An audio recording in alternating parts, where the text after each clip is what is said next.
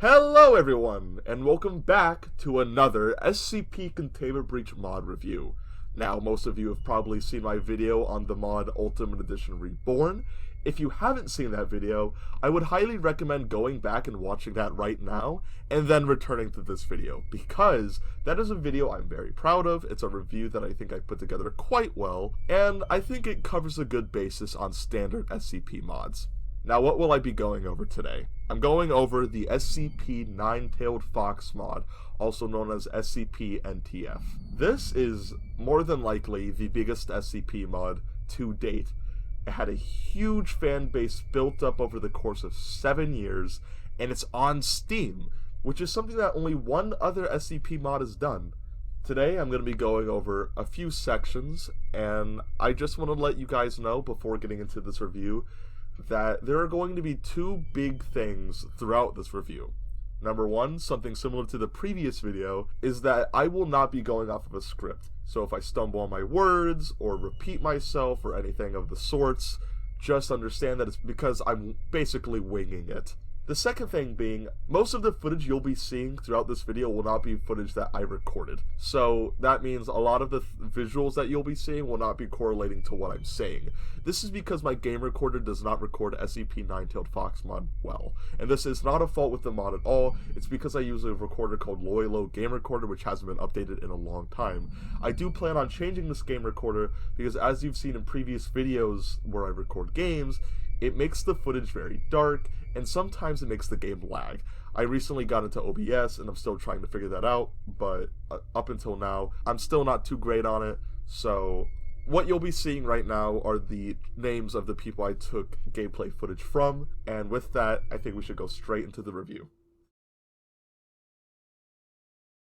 I think I'm gonna go over single player first because there really isn't a lot to it. I think it's because the shift of direction since the first version released back in 2017 or whatever it was, I think all of the focus was more so on developing the multiplayer modes such as Deathmatch and Waves, which are two separate things that we'll be getting to soon. But I will get into what there is. So right off the bat, the single player is drastically different from the first version, 0.1.0.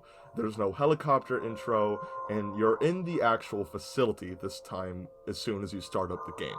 There are a few different rooms, and they are rooms that I actually think look very nice. The Gate A intro room especially looks very cool, with the light flashing, and I think it just creates a really cool scenery. Each zone in this mod, similar to janitorial work, is one map. So, like how in Containment Breach there's light containment zone, heavy containment zone, and entrance zone in one map, each separate zone in this mod takes up the space of an entire map, and they are all loaded separately.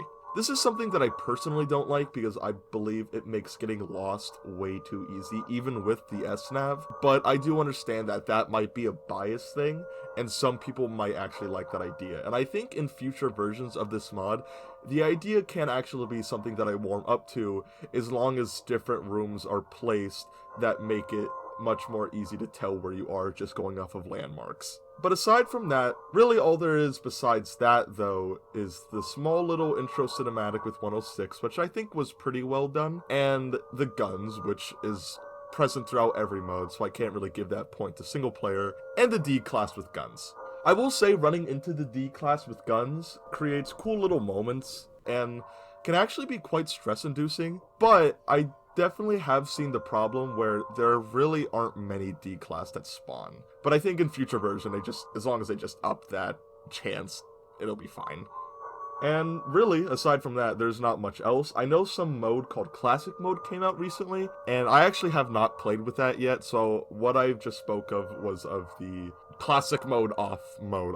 I think that's just called the story mode, I'm not sure. But pretty much, that's my review for single player. Like I said, there's not much to it. Once you get past the intro, really there's nothing.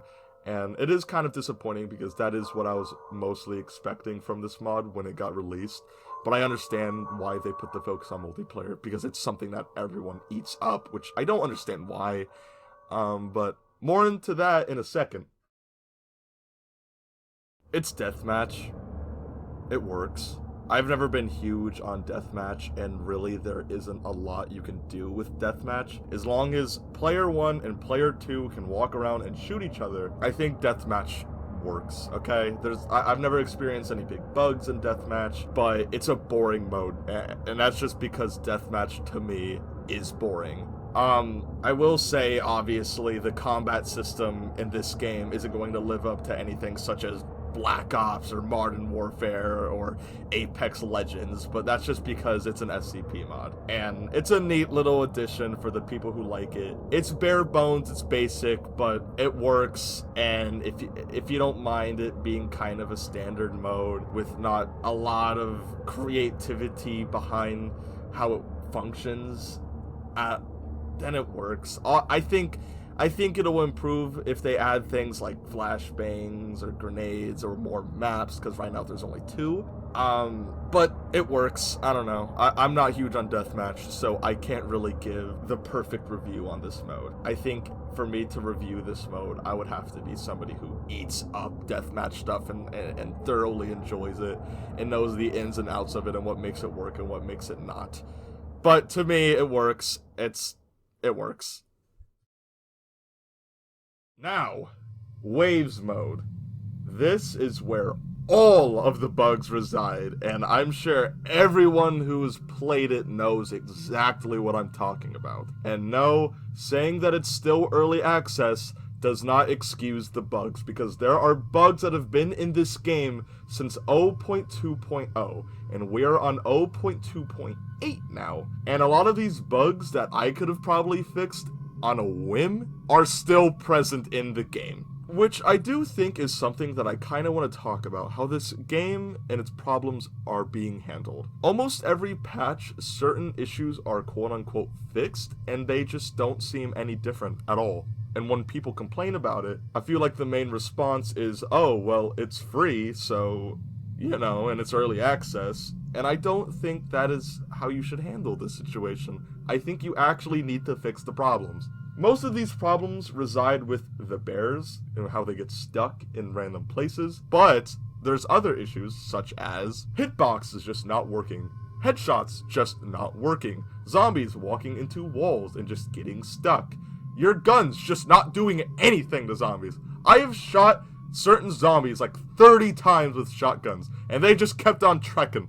They just kept, it did not affect, I was fighting Superman. And there have been a lot of certain decisions to this mode that have hurt it. I don't know what they've done as of recent, but I cannot play Waves with other people. It lags so badly. It used to work perfectly fine, but I don't know, just randomly started crashing as soon as the boss spawned. Another problem I have with this mod is the infinite zombies during the boss waves. I mean, I think it's fine with 035, but for 457, where you have to stand in a spot to get 457 to go somewhere, it's kind of annoying when 30 zombies are also on you. I can't really stand there. I can't really hold my position. And especially with the bears blurring my screen to where I can't see or hear anything, which is a whole separate section I will be getting into because I hate those stupid bears and I don't understand why they're still in the game.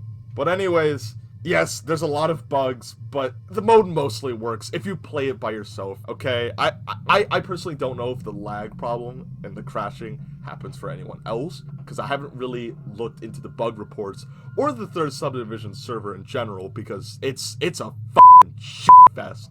But from what I've heard from the very few people I've discussed about it with, it does seem like a big issue. And I really think that a lot of focus needs to be put on this mode for it to be playable at all. And it sucks because I wish the focus was put on single player. I think that's where this mod shines. I think that's where every SCP mod shines, because you can tell a good story. You really can. The engine and such is limited, not as limited as a lot of people say, but to be fair, it is still limited, especially with the base of code that we've gotten from Regalis. But you can still tell a pretty good story with what you with what you can do. I'm much more interested in hearing about Colonel Shepard, I think is his name. I don't know if it's changed from the first version, but I'm much more interested in hearing about him than walking around the same map 30 times shooting a guy.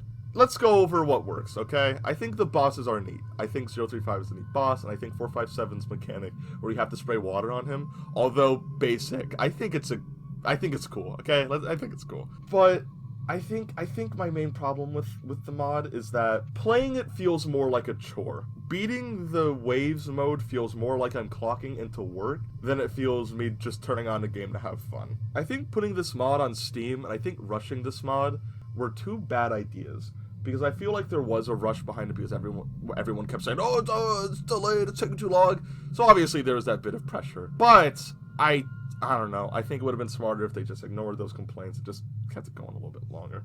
Like, I get that they started working on this mod again in 2018 too, but I feel like with what this mod has become, it honestly should have been done sooner. Like, I know that people I know would have released it sooner.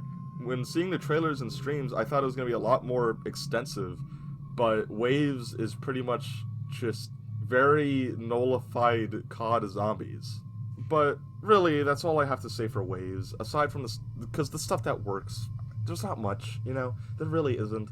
It's a standard Waves mode, you get your gun and you shoot your zombies, but there's just so many problems with it, and it makes it really hard to enjoy. But I think if they actually put a huge focus on it and actually crush the bugs, I think it'll be really fun. I do. I'm not even huge on Waves mode stuff, but I was so hyped for Waves, and I don't know. Okay, I'm going to be getting into the bears now. This is not so much a review section, but it's more so a complaint and a plead to the developers and Shin, Vane, Brain, so on. Get rid of the stupid bears, okay? Get rid of the stupid bears, or at least make them an option, because they are such an awful enemy type, and I don't understand how you can make them better. They don't make sense, and they blur your entire screen, and you can't hear anything. You have to listen to the worst noise ever crafted by a human being, and you can barely see them half of the time. Half of the time, there's like several bears merged into each other, so you shoot one, thinking that you got them all, and turns out it's like a Russian porcelain doll, and they all start screeching at you.